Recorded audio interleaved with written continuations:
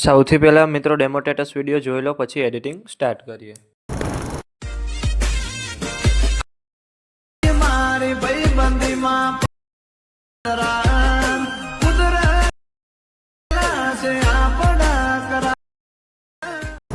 તમે જે પ્રકારનો ડેમો સ્ટેટસ વિડીયો જોયો તે જ પ્રકારનો વિડીયો બનાવતા શીખવાનો છું, તો વિડીયોને પૂરેપૂરો જોજો. અને મિત્રો, બધું મટીરિયલ ટેલિગ્રામમાં મળી જશે. અને મટીરિયલ ડાઉનલોડ કરવામાં પ્રોબ્લેમ આવે તો ડિસ્ક્રિપ્શનમાં મારી ઇન્સ્ટાગ્રામની લિંક આપેલી છે, ત્યાં જઈને મને મેસેજ કરજો. અને ચેનલ પર પહેલી વાર આવ્યા હોય તો સબસ્ક્રાઈબ કરી દેજો.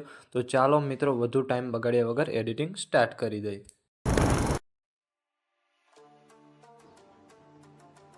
સૌથી પહેલાં મિત્રો, તમારે બીટમાર્ક અને સોંગ લેયર બંને પ્રોજેક્ટ ડાઉનલોડ કરી લેવાના છે. અને જો તમને ડાઉનલોડ કરતા ન આવડતું તો ડિસ્ક્રિપ્શનની અંદર લિંક આપેલી છે, ત્યાંથી તમે વિડીયો જોઈ લેજો. પછી તમારે બીટમાર્ક પ્રોજેક્ટને ઓપન કરવાનો છે. ઓપન કરશો એટલે તમને આ રીતે એક પ્રોજેક્ટ જોવા મળી રહેશે. પછી તમારે સ્ટાર્ટિંગમાં આવ્યા જેટલા પણ ઇમોજી આપ્યા છે એમાં તમારે ફોન્ટ ચેન્જ કરવાનું છે. ચેન્જ કરવા માટે ઇમોજી પર ક્લિક કરવાનું છે. અહીંયાથી તમારે એડિટ ટેક્સ્ટમાં જવાનું છે.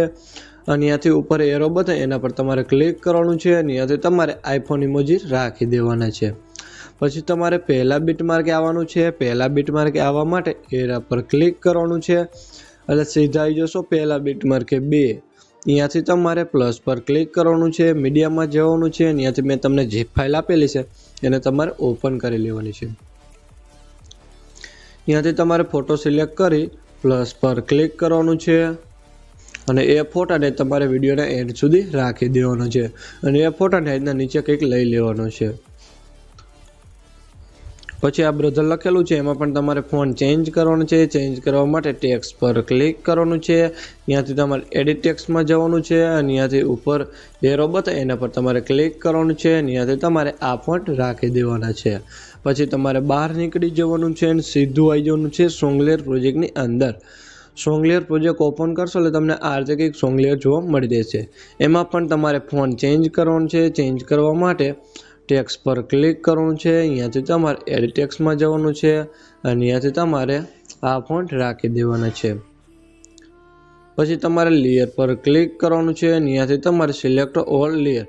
પછી તમારે પાછું લેયર પર ક્લિક કરવાનું છે. અહીંયાથી તમારે કોપી લેયર. પછી તમારે બહાર નીકળી જવાનું છે અને સીધું આવી જવાનું છે બીટમાર્ક પ્રોજેક્ટની અંદર.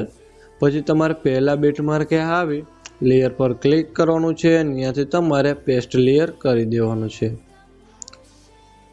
આટલું કર્યા બાદ પછી તમારે પાછું સ્ટાર્ટિંગમાં આવી જવાનું છે. પ્લસ પર ક્લિક કરવાનું છે.